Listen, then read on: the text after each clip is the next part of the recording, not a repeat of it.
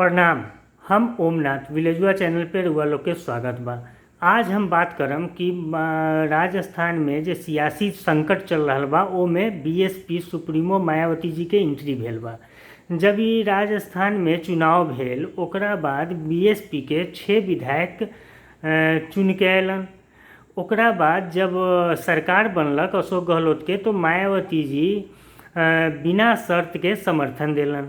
लेकिन ओकरा कुछ दिन जब सरकार चलल ओकरा बाद अशोक गहलोत जी और कांग्रेस मिल के उ 6 विधायक के अपना पार्टी में विलय करा लेलक लोग। ओकरा बाद उहे विलय पर मायावती जी सवाल उठलिन कहलिन कि असंवैधानिक तरीका बा जे विलय करायल गेल। ओकरा खिलाफ उ कोर्ट जइहन कि कांग्रेस और अशोक गहलोत के खिलाफ उ कोर्ट जइहन। ओकरा बाद होई का कि माने मायावती जी कहलिन कि अब कोनो तरीका के राजस्थान विधानसभा में वोटिंग होई ओकर कांग्रेस के खिलाफ वोट करेला उ कहलन माने अपना विधायक सबके। ओकरा बाद जे विधायक ओमे बात न मानी ओकरा बीएसपी के सदस्यता से सस्पेंड कर देल जाई। ई मायावती जी कहलिन। एकरा बाद Priyanka Gandhi Vadra tweet Kaelin. Tweet में उ कहलिन कि बिना मायावती जी के नाम ले ले कि भाजपा के अघोषित प्रवक्ता ने भाजपा को मदद की, विहिप जारी की है, लेकिन ये केवल विहिप नहीं है बल्कि लोकतंत्र और संविधान की हत्या करने वालों को क्लीन चिट है। यहाँ पर तो प्रियंका गांधी जी ट्वीट कर दिलिन और संविधान के हत्या करे तक के बता दिलिन करे वाला के क्लीन चिट बा। आई अशोक गहलोत जे कलन ओकरा पर काहे ना कुछ बोलिन, ओकरा पर भी बोले के चाहिए प्रियंका गांधी वाड्रा के, तो ओ पर तो चुप लगा गेलिन। अब मायावती जी सही बात उठे तो उनका पर आरोप लगा रहल बानी। ओकरा बाद अब बीएसपी के ई 6 गो विधायक कौन कौन लोग रहलक ह सेकर दे नाम बता दिले। राजेंद्र गुड्डा, योगेंद्र सिंह अवाना, वाजिब अली, लाखन सिंह मीना, संदीप यादव और दीपचंद्र खोड़िया। ओकरा बाद राजस्थान के राजनीति में बीएसपी कब कब सक्रिय भेल इहो देखू। राजस्थान में जब 1998 में यहाँ चुनाव भेल तो ओ बेरिया बीएसपी यहाँ खाता खोलक। ओ बेरिया खाता खोले में बीएसपी के खाता खोलक पहली बार 1998 में राजस्थान में। ओकरा बाद ओ बेरिया जे चुनाव भेल ओकर नतीजा रहे कांग्रेस के 150, बीजेपी के 33 और मायावती जी के पार्टी के बीएसपी के 2 विधायक। जे ओ बेरिया सरकार बनावे में केहू के जरूरी न पड़लक विधायक के, ए चलते ओ बेरिया ई सब जिक्र कुछ न भेल, आराम से चललक सरकार बनावे ला केहू के विधायक के जरूरत न पड़लक। ओकरा बाद 98 के बाद 2003 में ओ बेरिया बीजेपी 120, कांग्रेस 56, बीएसपी फिर से 2 विधायक जीत के अयलक हुनकर, लेकिन ओहू बेरिया केहू के विधायक के जरूरत न पड़लक। ओकरा बाद 2003 के बाद 8 में जब चुनाव भेल तो ओ बेरिया बीएसपी के 2008 में बीएसपी किंग मेकर बन के उभरलक और बीएसपी के ओ बेरिया 6 गो उम्मीदवार विधायक बनलन। 6 गो जो कैंडिडेट लड़लन उ विधायक बनलन। ओ बेरिया कांग्रेस के 96, बीजेपी के 78 सीट मिललक। मुख्यमंत्री अशोक गहलोत ओ बेरिया भी बीएसपी विधायक के कांग्रेस में विलय करा देलन 2008 में। ओकरा बाद 2013 में जब चुनाव भेल तो ओ बेरिया बीजेपी के 163 बम्पर बहुमत, कांग्रेस के 21, बीएसपी के 3। यहाँ भी माने सत्ता में जे सरकार अयलक ओकरा कोनो विधायक के जरूरत न पड़लक, लेकिन विपक्ष मजबूत करे के लेल कांग्रेस के बीएसपी के 3 विधायक के जरूरत पड़लक, क्या कि इनका एकदम बहुत कम सीट आए रहे ए चलते। ओकरा बाद अब 2018 में जो चुनाव भेल ओ में बीएसपी के 6 विधायक जीतलन। जे बेरिया 2008 में 6 विधायक मिललन और ओ बेरिया विलय करा लेल गेल। वही लेखा बीएसपी के 6 विधायक 2008 में जीतलन, कांग्रेस के 100 अयलक, बीजेपी के 73। ओकरा बाद एते एक सीट पर उपचुनाव भेल, ओ में कांग्रेस बीजेपी से एक सीट छीन लेलक तो कांग्रेस हो गेल 101। फिर से 2008 वाला पैटर्न अशोक गहलोत एहू बेर अपनैलन और ई विलय करा लेलन।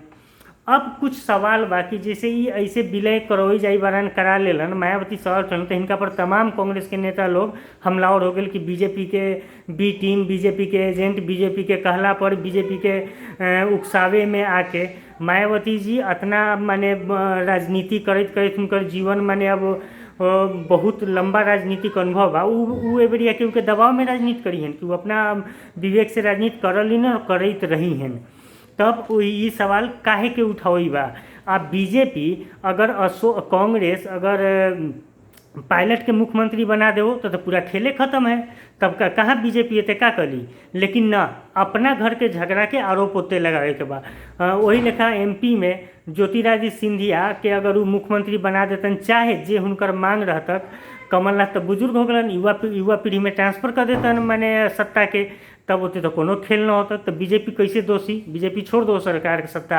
आ कोनो पार्टी राजनीतिक पार्टी काहे छोड़ दी रहुआ माने कांग्रेस के गलती के खामियाजा उ पार्टी कहला भुगती है बरिया। सचिन पायलट विधायक लेके गायब बारन, इहो आरोप लग रहा बा कि उनका बीजेपी संरक्षण। अब बीजेपी काहे संरक्षण दी हैं। अब बीजेपी संरक्षण जब पायलट अपना विवेक से काम कर रहा बारन, चाहे जो उनका जो जे भी विधायक के संख्या बा वो अभी माने कोई 17 कह रहा बा, कोई 18 कह रहा बा, कोई 20 कह रहा बा, लेकिन जे भी संख्या बा वो सब विधायक अपना विवेक से काम कर रहा बा। उनका जेकरा से मदद मांगे के जरूरत पड़ी ओकरे से मदद मांगे जाई लोग, तो वो संरक्षण दे रहा बा। ये सब पब्लिक के गुमराह करेला, अपना अंदर के कलह के शांत करे के बजाय दो बीजेपी पर आरोप लगाओ, दूसरा पर आरोप लगाओ, मायावती पे हमलावर हुई, अपना जे काम करे के बा ऊपर ध्यान बिल्कुल न बा हैं। सत्ता परिवर्तन करू होते तो काहे माने कोई खरीद फरोख्त न होई, खरीद फरोख्त के तो बढ़ावा रहुए देली। आ बीएसपी के जे विधायक ले लिया ओकरा कितना में 6 गो के दे के विलय करैली है, इहो बता देस। तो ये सब लोग न बोली, खाली हमलावर ट्विटर के ये सब। वही लेखा कपिल सिब्बल कही बारन कि लोकतंत्र के गढ़ बीजेपी के पर आरोप लगा के कपिल सिब्बल जी कहलन कि लोकतंत्र की नई परिभाषा गढ़ी जा रही है, लोकतंत्र की नई परिभाषा। अरे काहे गढ़ी जा रही है, जब रउआ 2008 में उहे अशोक गहलोत उहे कांग्रेस जब बीएसपी के 6 गो विधायक के विलय करा दिलन, वो बढ़िया लोकतंत्र के नई परिभाषा न गढ़ल जाई रहे। आ चाहे अभी जब 2018 में चुनाव भेल, अशोक गहलोत 6 गो कांग्रेस के गढ़वा माने अपना में विलय करा लेलन, तो उ माने लोकतंत्र के परिभाषा गढ़ल न जाई रहे। आज अगर मान लू ज्योतिरादित्य सिंधिया सहित पूरा बीजेपी में चल गलक तो ओकरा लोकतंत्र के गढ़े के माने नया परिभाषा अपना मुंह से जे बोल दे बोल दू, पब्लिक के में समझावे के तो कोई जहमत है ना बा। वो वोट केकरा कैलक, केकरा नाम पर वोट कैलक, ये सारा दुनिया जान रहा बा। तो ये लोग माने आरोप पर आरोप, रे अपना घर के फूट बा, एकरा सुधारू। मायावती जी चाहे बीजेपी चाहे और भी पार्टी पर आरोप न लगाऊ। यही लेखा आम आदमी पार्टी इहो आरोप लगा रहा बारन, उ सब कोई भयभीत बा। अरे भयभीत काहे बारी रहुआ, अगर उतने गट्स के साथ अगर सरकार बनैले बारी तो चलाऊ। आप बीजेपी के कही लोकतंत्र की हत्या, बीजेपी के तो केंद्र में कितना सीट मिलल, पूर्ण बहुमत के सरकार बा, वो कहला जाओ बेचैन हो रहुआ ला।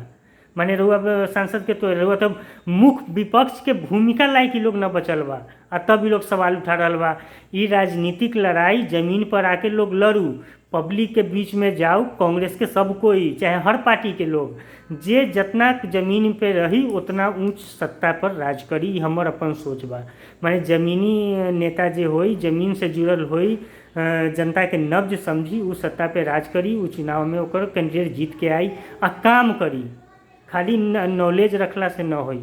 ई वीडियो कैसा, ई वीडियो बनावे के मकसद रहलक कि बार बार मायावती जी के चाहे बीजेपी पर तो बहुत हमलावर बा कांग्रेस, लेकिन मायावती जी पे हमलावर हो जा रहा बा।